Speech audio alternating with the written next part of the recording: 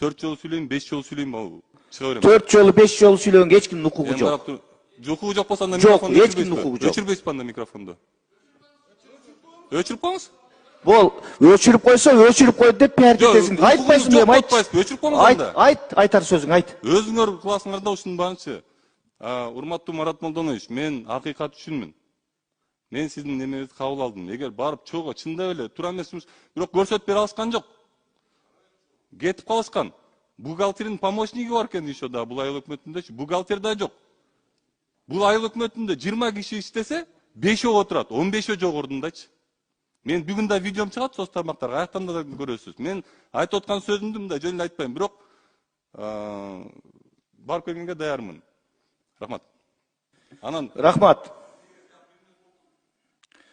Анан сүйлөшөбүз. Отур бер. Урматтуу депутаттар,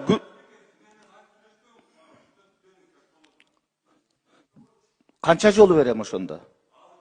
Бербем, болду, отур. Иштейбиз биз. Иштейбиз.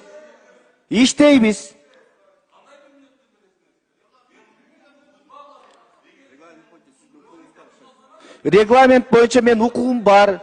3 жолу сөз бердим сизге, 3 жолу.